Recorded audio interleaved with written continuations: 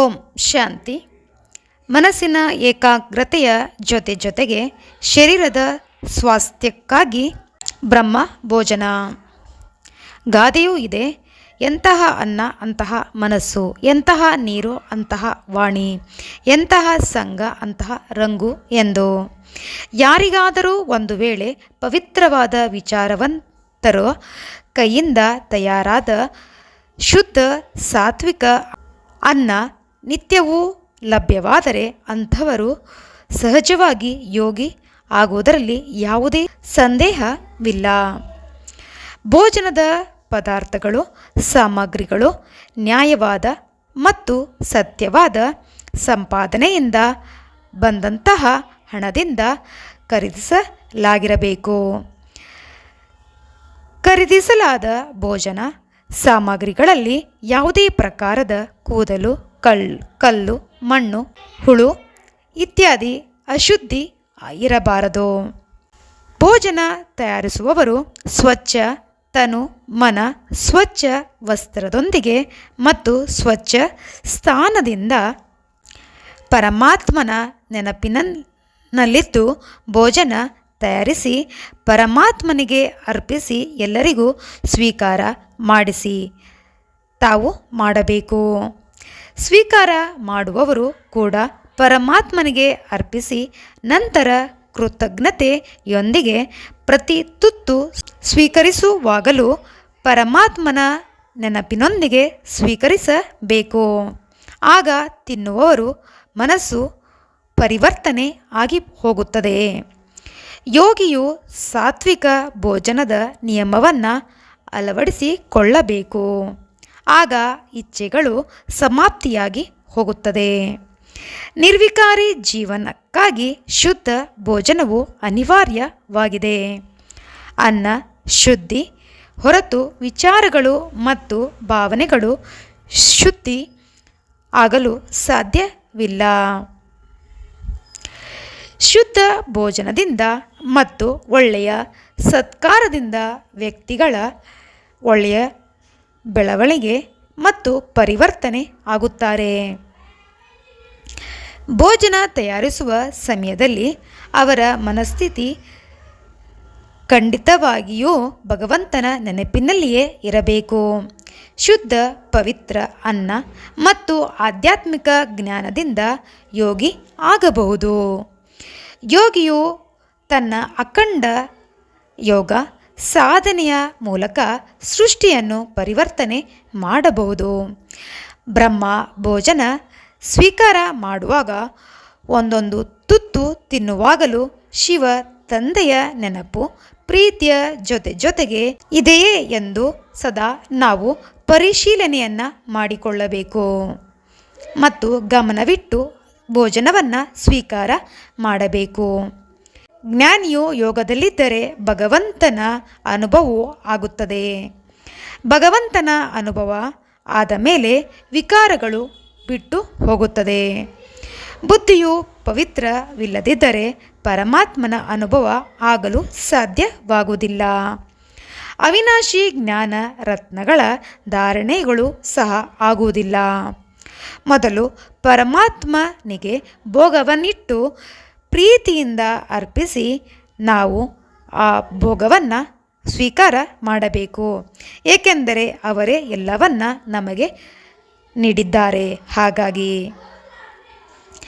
ನಾವು ತಂದೆಗೆ ಪ್ರೀತಿಯಿಂದ ಭೋಗವನ್ನು ಅರ್ಪಿಸಬೇಕು.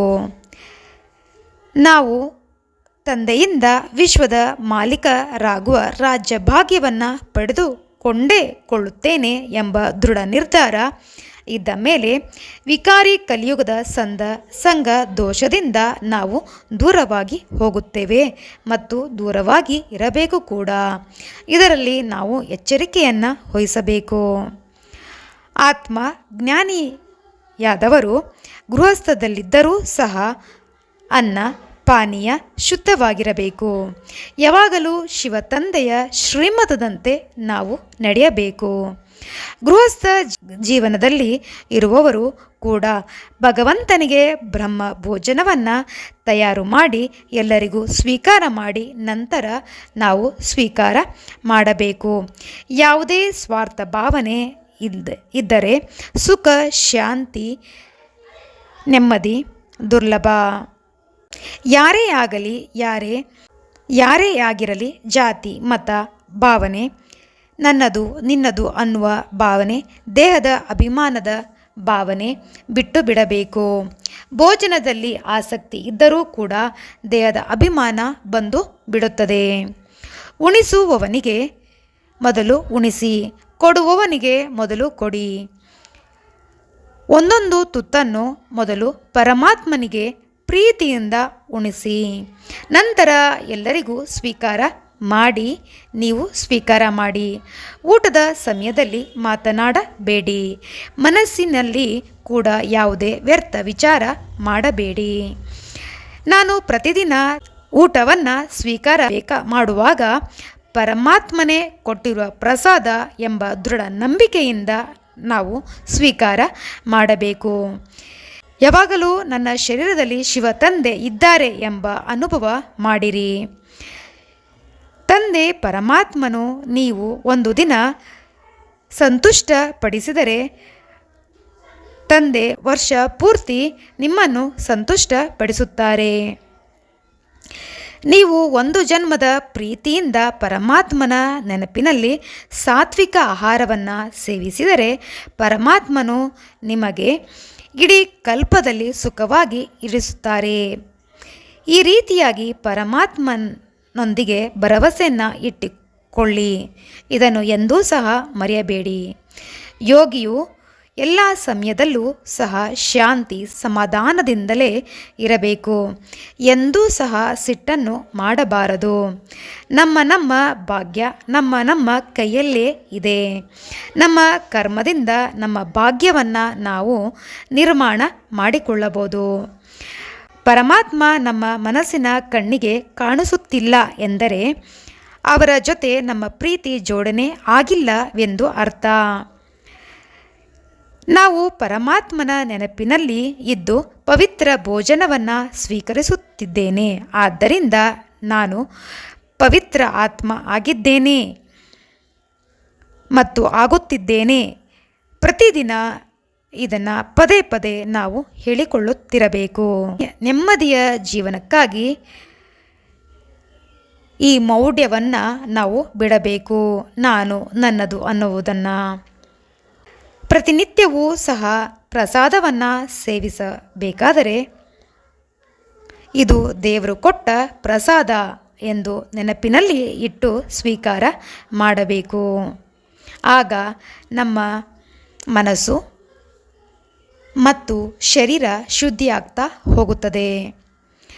ಮನಸ್ಸು ಶುದ್ಧಿ ಇಲ್ಲದವರ ಕೈಯಿಂದ ನೀವು ಅಡುಗೆ ಮಾಡಿಸಿ ಊಟ ಮಾಡಿದರೆ ಅವರ ಪ್ರಭಾವ ನಿಮ್ಮ ಮನಸ್ಸಿನ ಮೇಲೆ ಬಿದ್ದು ನಿಮ್ಮ ಮನಸ್ಸು ಬುದ್ಧಿ ಕೆಟ್ಟು ಹೋಗುತ್ತದೆ. ಇದರ ಮೇಲೆ ಎಚ್ಚರಿಕೆಯನ್ನು ವಹಿಸಬೇಕಾಗಿದೆ. ಬ್ರಹ್ಮ ಭೋಜನಕ್ಕೆ ಎಷ್ಟು ಮಹತ್ವ ಇದೆ ಎಂದರೆ ಬ್ರಾಹ್ಮಣರು ಬ್ರಹ್ಮ ಭೋಜನ ಸ್ವೀಕಾರ ಮಾಡಿಯೇ ದೇವತೆಗಳು ಆಗುತ್ತಾರೆ. ನೀವು ನಿಮ್ಮ ಅಪ್ಪ ಅಥವಾ ಅಜ್ಜ ದುಡಿದದ್ದನ್ನು ಉಂಡರೆ ಅದು ಹಳಸಿದ ಅನ್ನವಾಗುತ್ತದೆ. ನಾವು ಇನ್ನೊಬ್ಬರಿಗೆ ಮೋಸ ವಂಚನೆ ಮಾಡಿ ಬಂದ ಹಣವನ್ನು ತೆಗೆದುಕೊಂಡು ನಾವು ಭೋಜನವನ್ನು ಸ್ವೀಕಾರ ಮಾಡಿದರೆ ಅದು ಎಂಜಲು ಅನ್ನವಾಗುತ್ತದೆ. ನೀವೇ ನಿಯತ್ತಿನಿಂದ ಸತ್ಯತೆಯಿಂದ ದುಡಿದದ್ದನ್ನು ಉಂಡರೆ ಅವರು ದೇವರು ಕೊಟ್ಟ ಮೃಷ್ಟಾನ್ನ ಆಗುತ್ತದೆ, ಅಂದರೆ ಪರಮಾತ್ಮನೇ ಕೊಟ್ಟ ಪ್ರಸಾದವಾಗುತ್ತದೆ. ನಿಮಗೆ ಕರ್ತವ್ಯ ಪ್ರಜ್ಞೆ ಜಾಗೃತ ಆಗಲು ಯೋಗ ಮಾಡಿರಿ. ಮಕ್ಕಳಿಗೆ ಬಾಲ್ಯದಿಂದಲೇ ತಂದೆ ತಾಯಿ ವಿದ್ಯೆಯ ಜೊತೆಗೆ ವಿವೇಕವನ್ನು ಮತ್ತು ಪ್ರಾಮಾಣಿಕವಾಗಿ ದುಡಿಯುವುದನ್ನು ಕಲಿಸಿರಿ. ಹಾಗಾಗಿ ನಾವು ಸತ್ಯತೆಯಿಂದ ಸ್ವಚ್ಛತೆಯಿಂದ ನಾವು ಭೋಗವನ್ನು ಸ್ವೀಕಾರ ಮಾಡಬೇಕು. ಸದಾ ಪರಮಾತ್ಮನ ಪ್ರೀತಿಯಲ್ಲಿ ಇದ್ದು ನಾವು ಭೋಗವನ್ನು ಅಂದರೆ ಊಟವನ್ನು ಸ್ವೀಕಾರ ಮಾಡಬೇಕಾಗಿದೆ. ಅಚ್ಚ ಓಂ ಶಾಂತಿ.